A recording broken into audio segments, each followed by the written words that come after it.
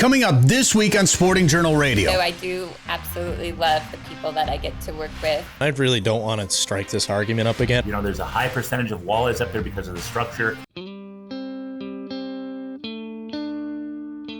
I fish, I hunt, and always will. Broadcasting from the Eau Claire Outdoors Studios. Presented by OnX. Know where you stand with OnX. We're not just a radio show anymore. This is Sporting Journal Radio. That's right. Welcome to the show. My name is Bret Amundson. Thank you for tuning in on the radio network by demand, or maybe you're watching this on YouTube. Thank you very much. That's Dan Amundson over there. Dan, what's happening? Hey. How you doing? Doing another radio show last time I checked. Yeah. That is what's happening. That is what's happening. Normally David Eckhart would be with us, but he is on a hunting trip right now. We're all very, very jealous of him. So good luck, David. I hope you don't shoot anything. Well, last I checked, he's kept some ammunition company in business just today. Yeah. I think he's shot more shells today than I've shot all season, and that's not a lie. He's having a good trip. That is for sure. So thank you for tuning in. We got a great show this week. A lot of guests. In fact, we're gonna play back an interview I recorded when I was out at Horicon Marsh with Mark Kakich out there. He's with the Wisconsin Wildlife Federation, and man, he spent a lot of time at Horicon, and that's just a historic waterfowl and wildlife area out there in southeast Wisconsin. He's going to tell us a little bit more about the history coming up later in the show. Joe Henry's got a Lake of the Woods fishing report for us and a little preview of ice fishing. And Jennifer Pudin is going to join us. She has a magazine called Adventurous. We'll find out what that is all about and how long it's taken her to get to this point with her magazine coming up in just a little bit. But first, Dan, who are the sponsors this week? Live Target, match the hatch at livetargetlures.com. Lake of the Woods Tourism. Lake of the Woods is the walleye capital. Plan a trip to ice fish this winter at lakeofthewoodsmn.com. Haybell Heights Campground and Resort. Book a trip to Devil's Lake to fish out of a snow bear this winter. Learn more at haybellheights.com.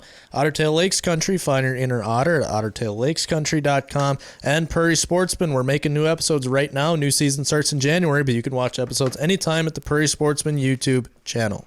That clip right there, that collared fawn, that episode just came out on the Prairie Sportsman Facebook page. Go check it out because it was one of the coolest research segments that I've been a part of. And they were tracking fawns using thermal drones. And then once they'd find them, they'd go put collars on them and they'd learn about deer dispersals. They'd learn about deer mortality, you know, what's killing the deer out there.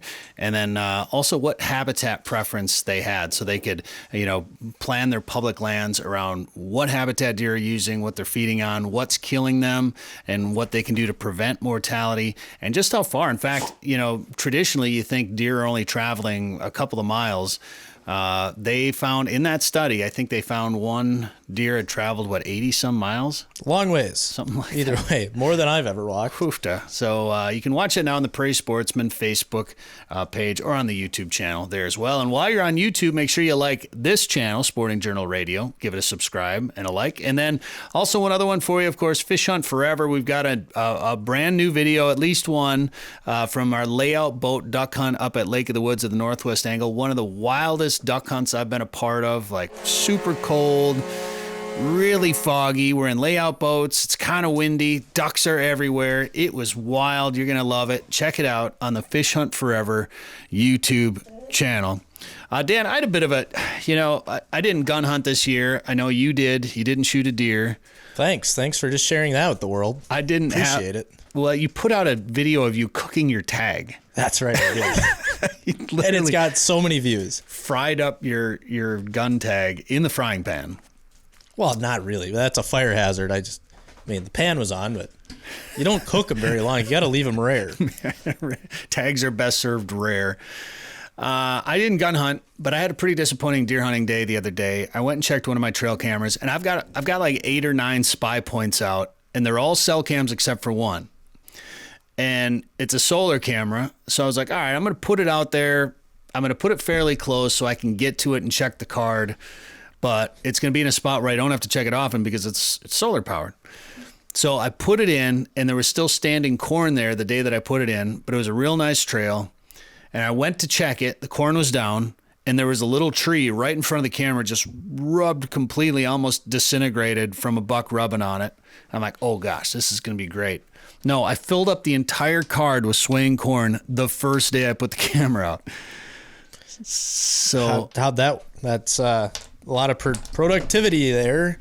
God on the dang. ways of the trail camera. So Maybe you should replace that one with a cell cam. That's just it. I mean, when you want to talk about the benefits of having a cell camera, if nothing else, it allows you to make sure that the camera is operating the way you want it to. 100%. Because you can check it whenever. So I recommend cell cams. And I got into a discussion with somebody the other day about them, and they're like, you're using all these cameras. I don't know how fair that is. And like, I get that sentiment from people that don't use them, but I responded with, well, it allows me to know what deer are around, not just their movements and their patterns, but it allows me to know what deer are here and what deer I would want to shoot.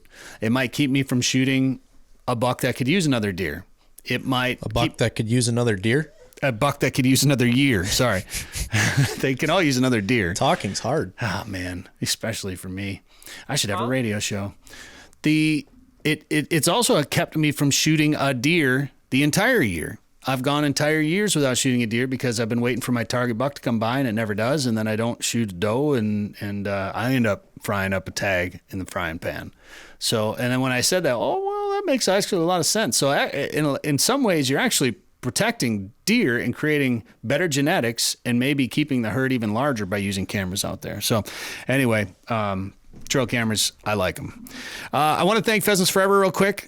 The new issue came out this week, the Journal of Upland Conservation, and had one of my pictures on the cover. So I was pretty proud of that fact. Some hen pheasants flying through the snow. I thought it was a pretty cool shot. So thank you, Pheasants Forever, for using my picture on the cover of the winter 2024 issue of the Journal of Upland Conservation. There it is, right there.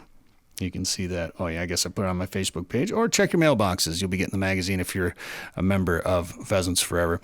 Quick note, I got a message from Rick Hansen about the feral hog issue that's going on in Minnesota. Apparently there was a farm in Marshall County that had some pigs escape.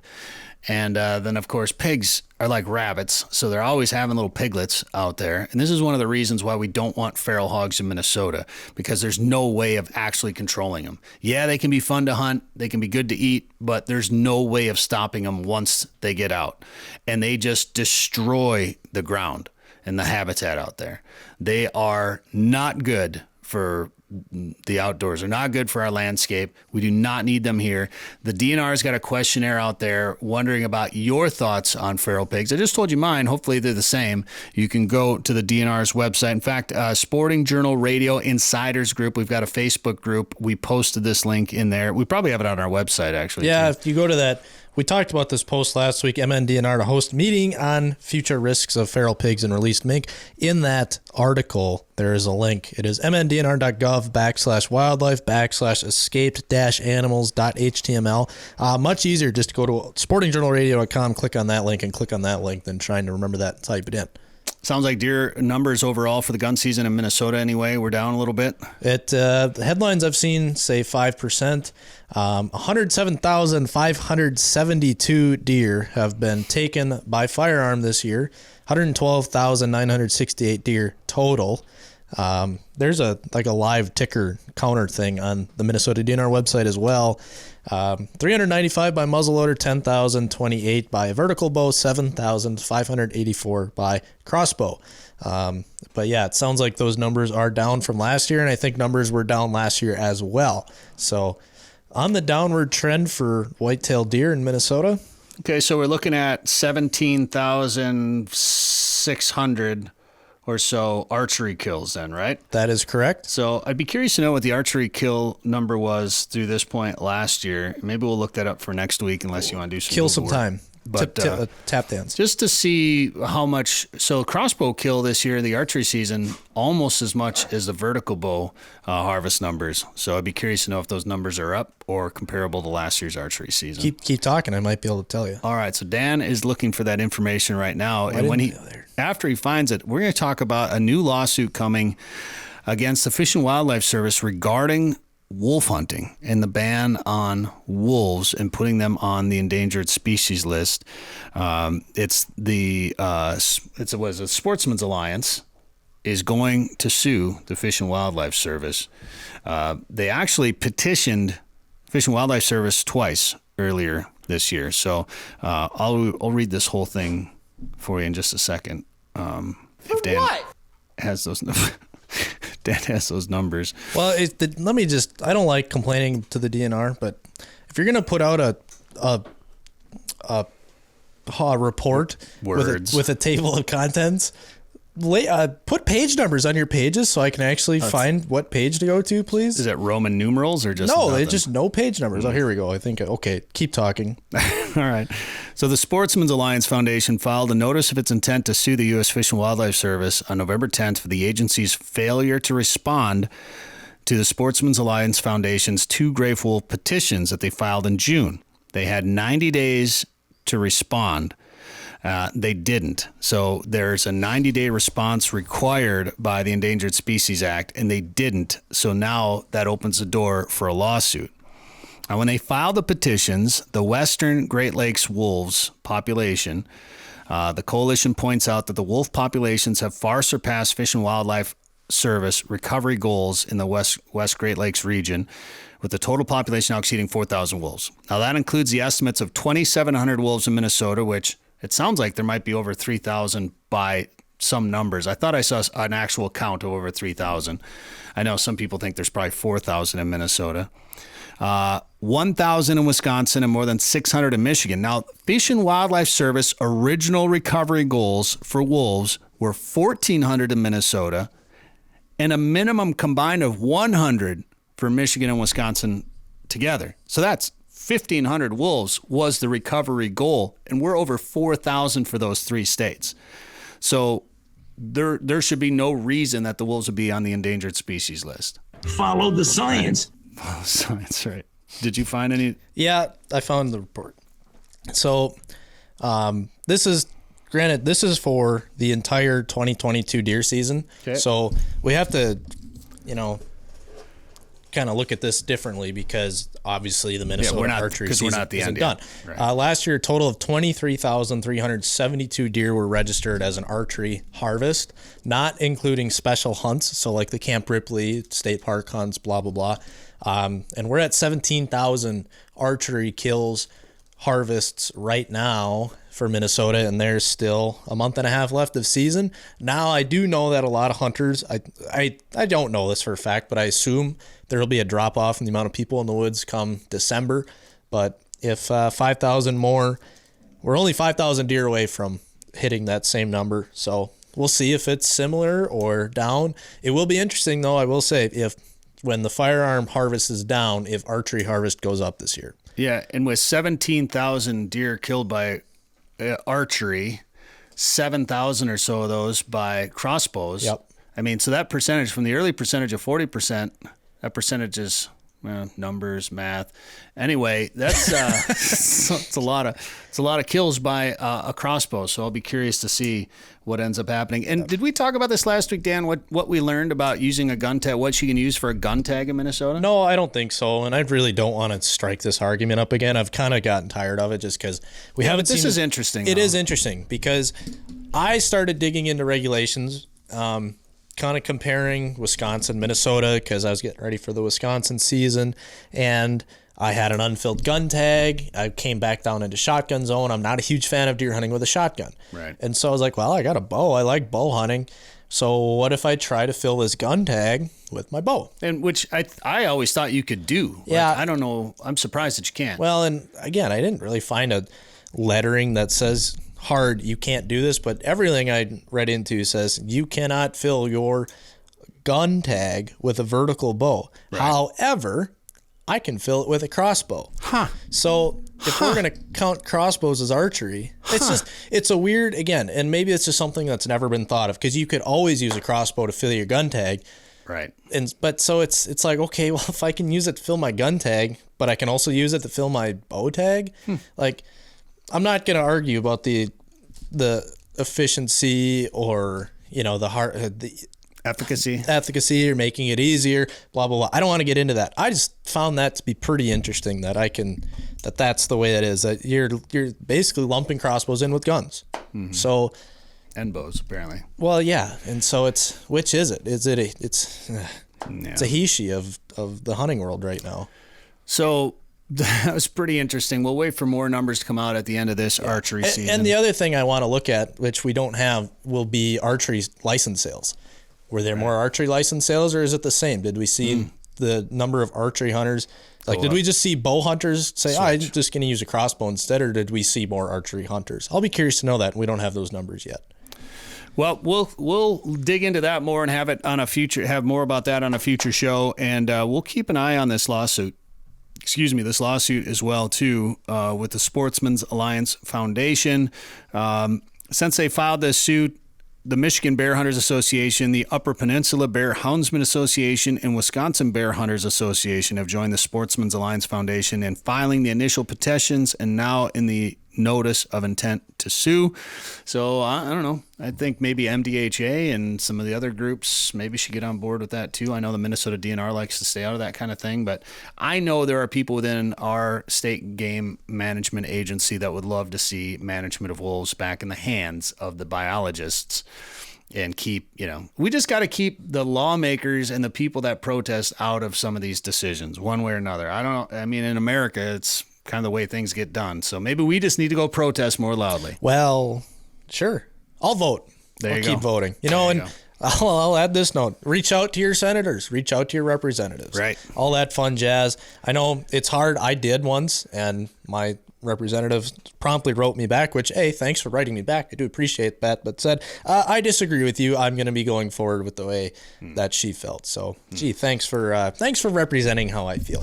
Well, because you don't. That's okay. I'll know who to vote for. When I posted about this in the Sporting Journal Radio Facebook group, Sporting Journal Radio Insiders, my caption was, if they're going to use the courts, we're going to use the courts. And to get the wolves back on the endangered species list in 2015, the Humane Society of the United States went from judge to judge to judge in the federal court system, trying to find one that would listen to their case. And they said, hey, wolves have not recovered in other traditional areas. Didn't matter what the numbers were, but they wanted to see wolves in the Twin Cities or wherever, because historically maybe they were there one day. That's never going to happen. Do you imagine? Like just going to a Vikings game or something, or a Wild game, and hey, look at that wolf running down the street, which, by the way, coyotes are already doing. I don't know if I've ever told that story on the air. I was at a buddy's house in Dinkytown, right by the old McDonald's that used to be there, and it was late at night, and I just happened to look out the apartment window, and there it went down the street. Like, it kind of rub your eyes a little. Dan? Well, that was it. I'm like, did I just see that? You kind of rub your eyes again. You look, yeah, that was a coyote running downtown Minneapolis. So there's a great picture going around the internet of a while back of a coyote in Chicago, it was so hot, Quiznos had their door open. And remember Quiznos when you'd walk in and they had like the drink cooler, it was like knee level, and you'd just reach down. I have never been to a Quiznos, Bret. A cooler of ice, and you pull your drink out of the cooler, like a bottle of water or whatever. A coyote supposedly went into Quiznos, went into that drink cooler and laid down to cool off. And there's a picture of it, I think, on the internet. And I believe everything I see on the internet. So you should. It's just, wildlife, being wildlife. Coyotes, right? Are 35 pounds. I think I could handle a coyote, but you start getting 110, 120 pound timber wolf walking through on East Lake Street or something. Well, maybe the wolf's just trying to go protest. That's right. Now we're getting into dangerous territory. All right. I'm really just trying to kill time because we fill another minute and a half. We've filled 2 segments. Yeah, I kind of figured we will do that. So, we've got Joe Henry coming up with a fishing report in a little bit. Also, Jennifer Pudin from Adventurous Magazine is going to tell us about her magazine here in a little bit. And then now probably next week, we'll play our interview with Mark Kakage. I think we've covered that. We've covered enough time to manage our content well. So we'll save that one. Breaking down the fourth wall today. Horicon is such a neat place over in Wisconsin. I was fortunate to go over there twice this year. Went over and did some duck hunting, did some pheasant hunting. And I'll tell you one quick thing about the pheasant hunting over there. I wasn't real excited about shooting released birds. So they don't have a wild pheasant population at Horicon. So they pen raise birds and they release them. They have a Wisconsin state game farm that they do this with. And I was like, all right. And then I heard a little bit more about it. When you get your small game license, you have the chance to buy a $10 pheasant stamp in Wisconsin. That $10 goes towards a pheasant program. $3 of it, or 30% of the stamp proceeds, go towards the captive pen-raised release bird program, which at Horicon they release a lot of birds. And then 70% of it goes to creating wildlife habitat to raise a wild population of pheasants. So right there, that tells me I'm okay with buying the stamp and shooting some of these pen-raised birds, because ultimately they're trying to grow a wild population and developing some more habitat for wild pheasants. So I think that's really neat. Got a video from that trip coming soon. Keep an eye out for it. All right, this is Sporting Journal Radio. Jennifer Pudin will be with us next. 852 million acres of public land, 147 million private properties, all in the palm of your hand. The #1 hunting GPS app just got better. With hundreds of custom map layers, 3D and topographic maps, you can easily scout on the road or at home before you go. And now you can get important weather details, CWD detection, and even know what crops have been planted where. Get the most trusted hunting GPS app ever made. OnX. Know where you stand with OnX. Live Target, the leader in Match the Hatch, is back with new lures that also match the action. Introducing the Live Craw. The Live Craw is irresistible to bass, walleye, and other freshwater species. FTech's winner, the Ultimate Frog, looks and acts just like a swimming frog. With an exposed ultra-point mustad hook and replaceable legs, the Ultimate Frog has 2 styles, 2 sizes, and 8 colors. And iCast and FTech's winner, the Live Shrimp, mimics a fleeing shrimp for saltwater anglers. Coming soon from Live Target. All right, this is Sporting Journal Radio. I'm Bret Amundson. Thank you for tuning in on the network. By demand, sportingjournalradio.com, or maybe you're watching this on YouTube. Thank you very much. Make sure you hit the subscribe button, like it, share it if you enjoy what you're hearing and seeing right now. And right now, we're going to bring on our next guest. It's Jennifer Pudin, who joins us. She has a magazine called Adventurous. Jennifer, how you doing? Hi, good. Thanks so much for having me on here. Yeah, you bet. Thanks for coming on. We got to meet you at the Aglow conference in Brainerd this year. Bemidji. Yeah. Or what did I say, Brainerd? Brainerd, you got to stop. Can't give Brainerd that much credit. Yeah, it was a little north of Brainerd, I guess. We saw you at Bemidji at the Aglow conference this year. Did you look like you had a good time out there? Yes, it was great. I'm very glad to be there for the first time. So. Well, and one thing we do with Aglow is when members are a part of it and they've got content that they're a part of or creating, we share it through the Outdoor Feed. And just recently at the outdoorfeed.org, we shared something that you sent, a press release that you sent out about your 20th issue of the magazine Adventurous. And while it's the 20th issue, this is something that's kind of been a project of yours for a long time, isn't it? Yeah, it's been very long. 20 issues, but I really started this idea way back in college, and then had first released it as a digital magazine for 16 issues.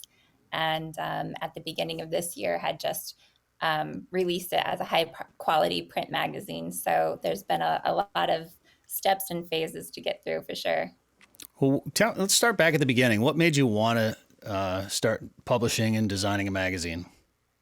Well, actually, it's kind of funny. I think I was back in my sophomore year at a community college.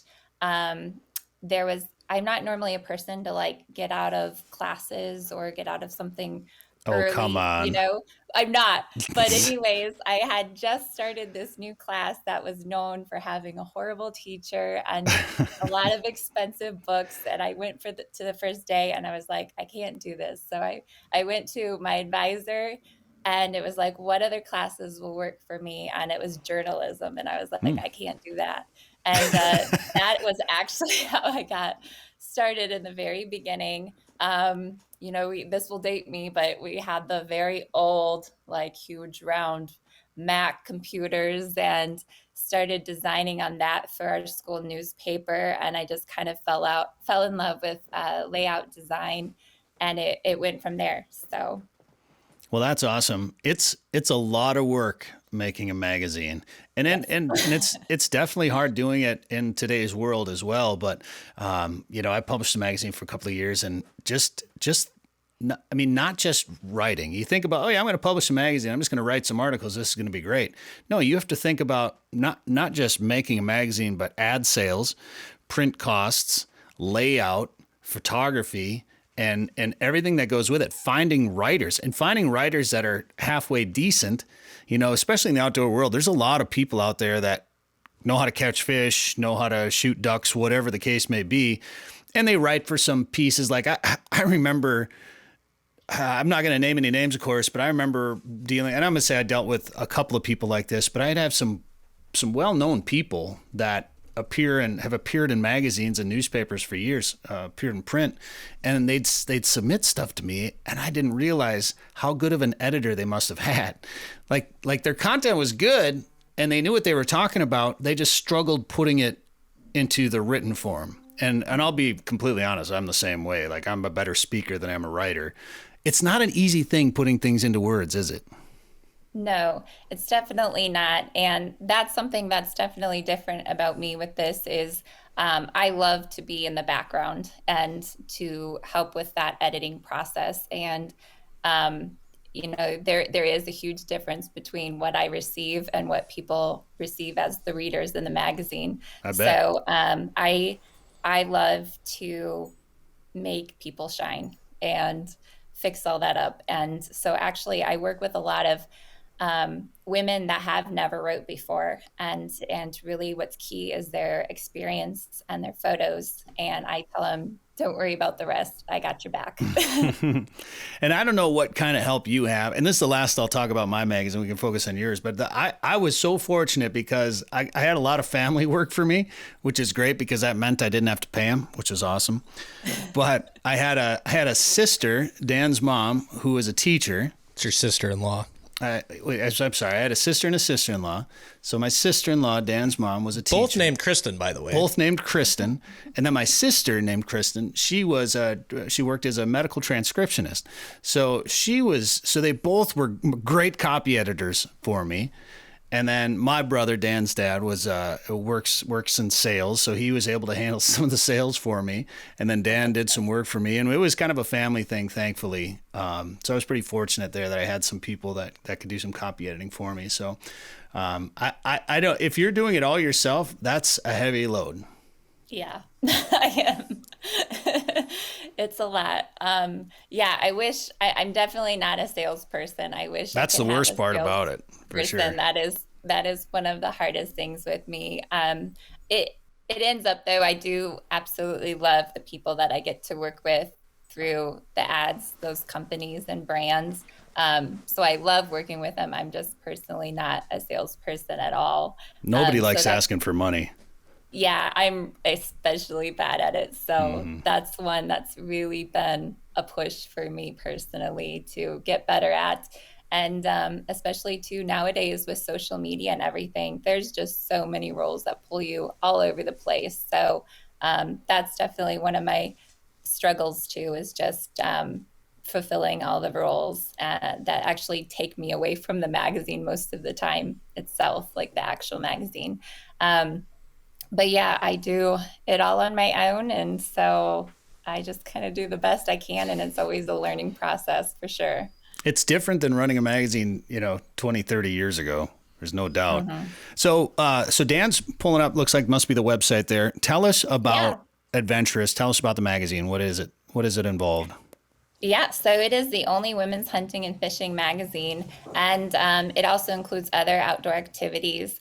It's written all by experienced outdoor women, and really it's a very inspirational magazine. Everything is how-to articles that anybody can learn from, and really, just this vibe of inspiring people and to get out and try something new.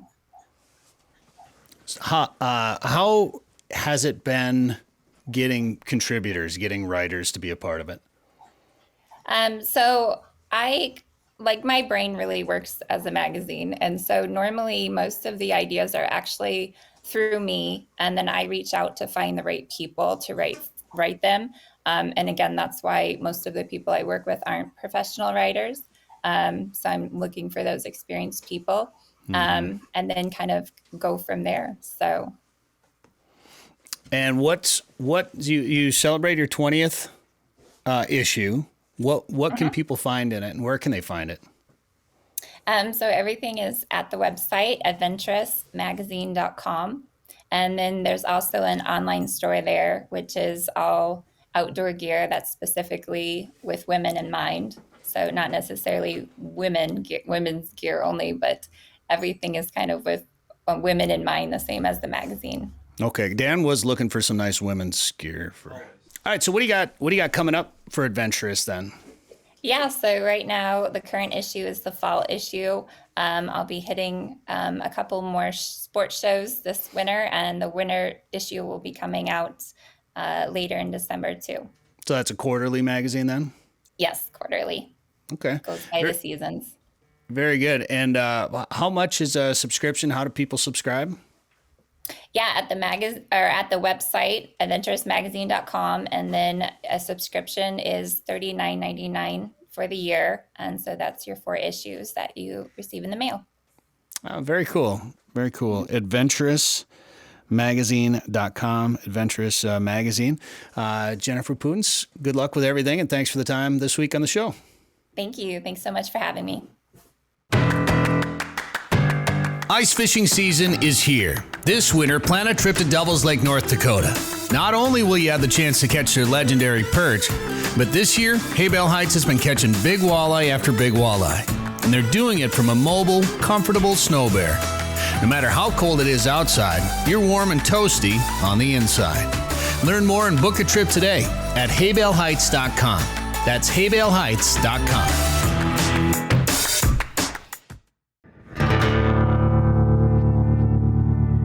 Looking for winter adventure? Might as well pick a place with over 1,000 lakes. Otter Tail County, Minnesota is in the middle of everywhere, offers a simpler pace, and has something for everyone. Find your inner otter at ottertaillakescountry.com. Come ice fish the famous waters of Minnesota's Lake of the Woods, the walleye capital of the world. Experience full-service resorts featuring heated fish houses, ice transportation, meal plans, and sleeper house options. From the northwest angle to the south shore, Rainy River and Baudette, the Midwest's #1 ice fishing destination. Walleye, sauger, perch, and northern pike. Minnesota's Lake of the Woods, best fishing anywhere. For more information, log on to lakeofthewoodsmn.com. All right, now it's time to check in with Joe Henry from Lake of the Woods, get a fishing report from that big walleye factory in northern Minnesota. Joe, how's it going? You know, it's going good. As far as a fishing report goes, got to be honest, I think that we left those walleyes and saugers right where they need to be for early ice. But, you know, there's not a whole heck of a lot of people fishing, Bret, because of, you know, hunting season. I mean, it's just a cultural thing. Everybody likes deer hunting, it seems, at fishes, and some other people just naturally put their boat away, you know, at late October. Just doesn't matter what the weather's like, you put it away, which I understand, you know.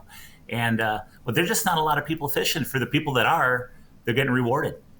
Yeah, I mean, it is that time of year. It's always hard to decide what to do. We talk about it all the time, but it's also cold. I mean, It's been kind of warm down here in the more the southern part of the state. It's been in the 60s this week, so almost felt like summer or you know, early fall at least. But I haven't fished. I think maybe one time. But otherwise I haven't, and some of the fishing's been pretty good. I just been too busy focusing on hunting, and obviously with the deer hunting season going on, a lot of people take off, and that can be some of the best fishing and even waterfowl hunting if you want to get into it. But during that deer season, it's like, you know, people talk about wanting Minnesota to move the deer gun season, which it's like impossible to make that happen. But people talk about it all the time because timing of the rut and things like that. I want to move just because everything else gets really good that time of year. Absolutely. I mean, it's always hard. I've been spending some time in the woods too, and you know, I got to tell you, I mean, I haven't even been really successful, but just thoroughly enjoying the woods. And this, we say it every year. It's the same old story. The fall is such a great season. There's so much going on, and it's so hard to decide. And I will say, out of fairness, I mean, we only have one opportunity to deer hunt. You know, fishing goes all year long, so it makes that decision, I guess, a little bit easier. But I'm kind of excited, though. You know, the fall fishing had been really good, and there's a lot of fish set up outside that whole south shore, out in front of, you know, the Lighthouse Gap and the Rainy River, out in front of Morris Point Gap. You know, out in front of Zippo Bay, Long Point. But there's schools of walleyes and shiners which hold the walleyes and saugers to those areas. And that's kind of what we want. And then what will happen is, you know, once we start getting into early ice conditions, those fish are still going to be there, which is going to lend to some very good early ice fishing. I know some of the bays are starting to freeze up a little bit. Is there enough ice in any of those areas for guys to go out for pike or anything yet? No, nothing yet. No. We also hit 60 degrees up at Lake of the Woods too, believe it or not. For November, that's uncanny. But, it's going to get cold here. It always does every year. It's just a matter of when. And normally what ends up happening is we end up having, spearers go out on that ice back in the back bays. And the spearers will go out and get out there late November. And then we get out, the early ice fishing. And typically that starts, you'll get some people walking out fishing, walleyes and some of the mouths of the back bays and stuff where some of the resorts have trails marked. But as a rule, day houses get out around December 10th, give or take, of course, based on Mother Nature. And I should say, too, it's really important, these ice guides, once we start getting ice and once they get on the ice, their whole life consists of checking ice conditions, marking trails where the best ice conditions are, flooding ice, putting stakes in to mark the safe trails, making sure they go around springs or where there's cracks. They really do a nice job of setting up the trails on the best ice, and very important to follow those trails. Always important, especially early ice. Don't go off. Don't be a maverick and say, hey, I'm going to go off and fish on my own. That could be a very, very difficult decision for you. So Dan just pulled up the forecast there. Looks like we might be making some ice next week. Look like. It's going to get cold. That's 22nd, 24 degrees. And it's not coming above freezing. Yeah. Well, but there, look at teens. Teens overnight. And the teens overnight, that's exactly what we need, Mm-hmm. If you want to make ice. I'm not quite there yet, Joe. I'm not quite there yet. Like I like these 40-degree days in the fall. I'm okay with just making winter come when winter's supposed to come, not this November freeze up business that we've seen not too long. And we've seen it in recent years when things freeze up fairly early. How many times have we looked through Snapchat memories of this day? Like last year, there's snow on the ground here, wasn't there? Snow on the ground, and I was ice fishing like 3 years ago. A week ago.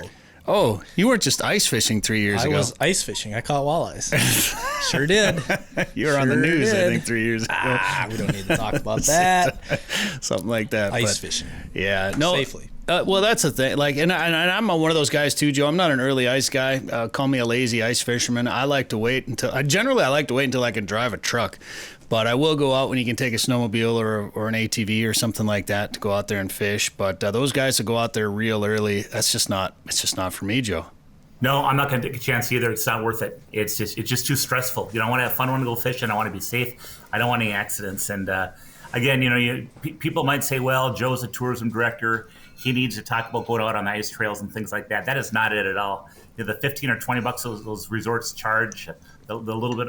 It's not about that. It's about how hard they work and how they're constantly checking those ice conditions, rerouting trails on spur of the moment if they need to, but just keeping people safe. That's my whole prerogative. And you know what? There's plenty of fish to be caught out there. Once you get out there, get in an area where there's saugers and walleyes, doing the 1-2 punch of the jigging line and dead stick, paying attention to your electronics. Are the fish reacting positively? Are they not? Changing things up, not being lazy, changing to a big lure to a small lure, rattles to no rattle, changing your baits, changing around your dead stick lines. All those things make a huge difference at the end of the day. And those are the people that are going to be rewarded for sure. Well, for the people that are waiting for there to be good ice or waiting to be taken out in one of the day houses or even a sleeper up at Lake of the Woods, what should somebody be doing right now to plan a trip, and how can they?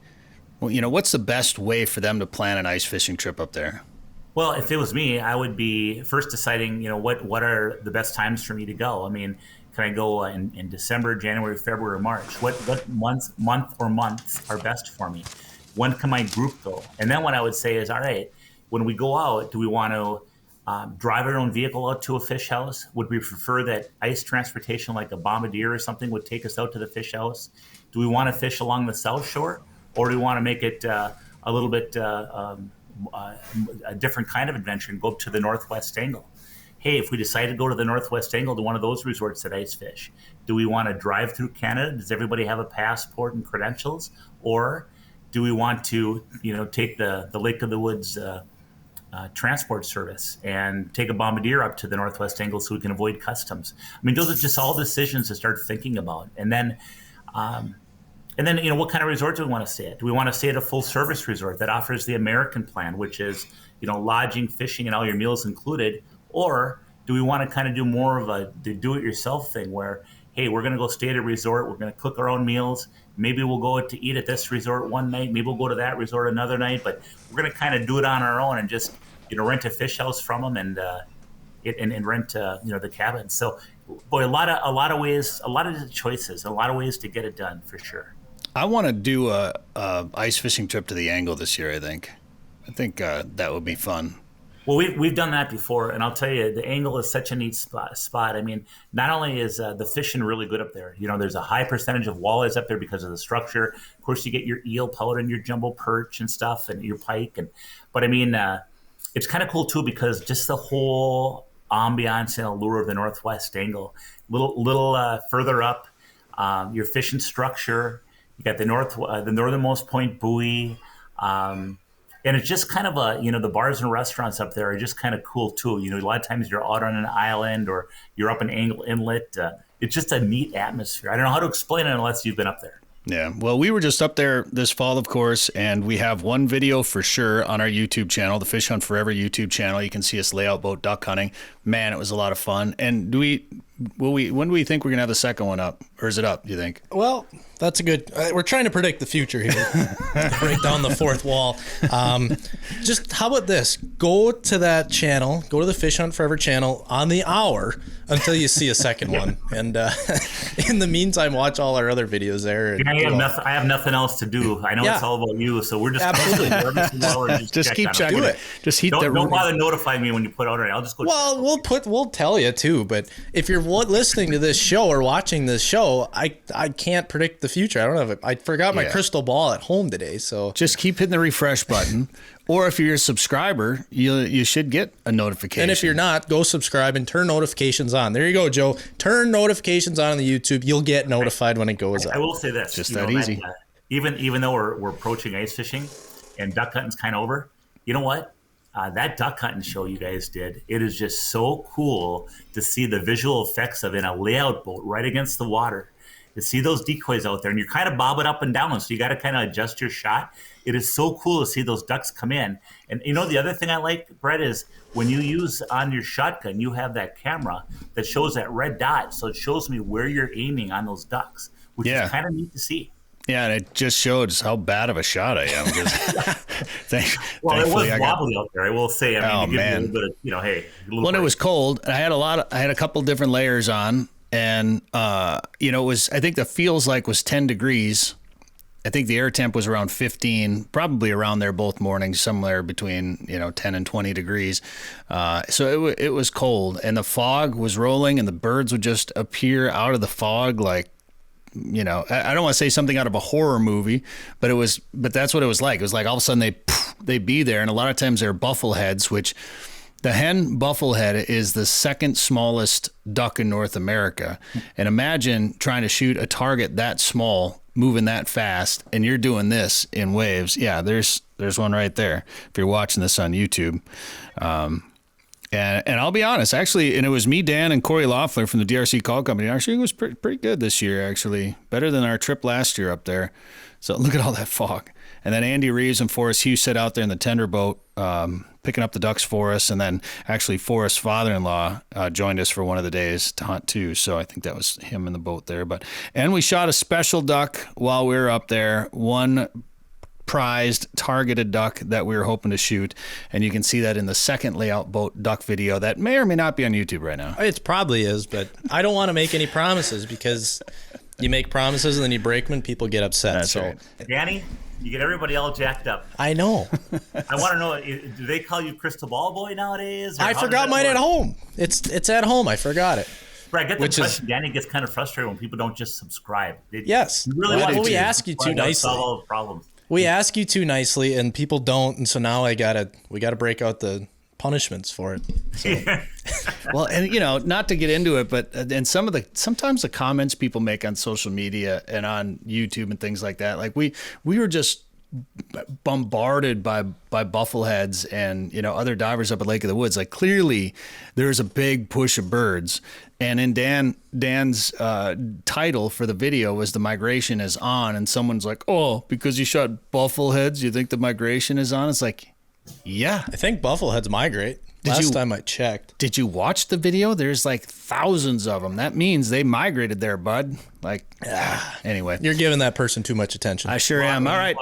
I'll tell you, at least I didn't say that his or her name, but, you know, I will say that there's a lot of experts out there. A lot of experts, keyboard warriors. And, you know, the funny thing about it is I think some of them aren't even creating aliases on Facebook and Instagram. They're actually using their real identity, which kind of surprises me. But whatever, you know. Yeah. Oh God, we'll have to save this for another podcast, because I could tell so many stories about that particular thing right there. But we won't go into that now, Joe. We're out of time. If people want to plan a trip to Lake of the Woods, do some ice fishing this winter, what should they do?